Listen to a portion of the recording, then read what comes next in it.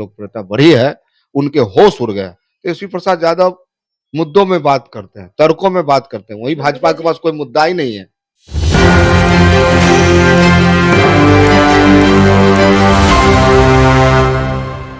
हमारी उपस्थिति इस वक्त राजद कार्यालय में है। हमारे साथ बातचीत करने के लिए रणविजय साहू जी हैं।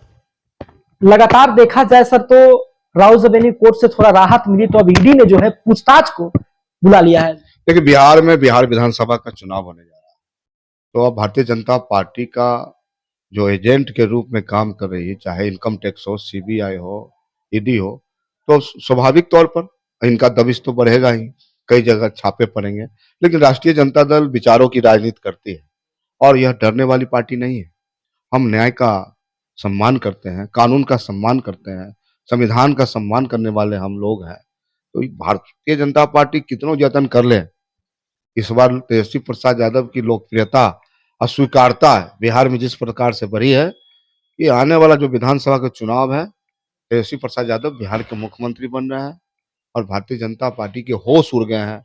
जैसे तेजस्वी प्रसाद यादव की लोकप्रियता बढ़ी है, उनके होश उड़ गए। तेजस्वी प्रसाद यादव मुद्दों में बात करते हैं, तर्कों में बात करते हैं, वहीं भाजपा के पास कोई मुद्दा ही नहीं है। आपने जिन संगठनों का नाम लिया कहीं ना कहीं वो ऑटोनॉमस एक स्वतंत्र बॉडी मानी जाती है। अब तो देखिए ना सरकार का किस तरह से दुरुपयोग है। एक ही परिवार, पूरे देश में एक परिवार को तंग किया जा रहा है, टारगेट कर किया जा रहा है। लोग देख रहे हैं इन बातों को लगातार। तो आज तो लोकतंत्र में जनता मालिक होती है, यानी कि भारतीय जनता पार्टी को लोकतंत्र पर भरोसा नहीं, भरोसा अगर है ईडी, सीबीआई, इनकम टैक्स पर, तो हम लोग डरने वाले लोग नहीं हैं और जनता के संघर्ष को सड़क से लेकर सदन तक लड़ेंगे हम लोग।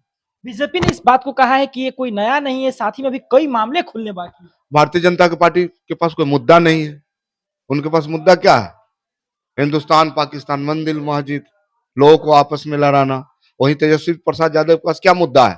पलायन रोकना, रोजगार के अवसर प्राप्त करना, बिहार को तरक्की दिलाना, बिहार को आगे बढ़ाना। ये मुद्दा, फर्क है दोनों के नेता। एक झूठ है, एक सच है, और सच की जीत होगी। क्या लगता है आपको जो ईडी पूछताछ कर रही है उसके बाद? पूछताछ करें, हम तो निश्चित रूप से सहयोग करने के लिए तैयार हैं। हमेशा हमने सम्मान किया है और हमें न्यायालय पर भरोसा है। हम गलत नहीं है, न्याय मिलेगा मुझे। मुश्किलें थोड़ी बढ़ जाएगी इसके बाद? किसी तरह की मुश्किल नहीं बनने वाली है। ये दबाव की राजनीति करना चाहते हैं, इन्हें लगता है कि डर जाएगा। ये लालू प्रसाद यादव का पार्टी है जो विचारों से लैस है, गरीबों की पार्टी है। और बिहार, जब जब गरीबों पर जुल्म होता है, अत्याचार होता है, तो बिहार में बड़ा सत्ता परिवर्तन होता है। बिहार में सत्ता परिवर्तन होने जा रहा है। विजय जी, आप स्पष्ट करना चाह रहे हैं कि आप डराया जा रहा है?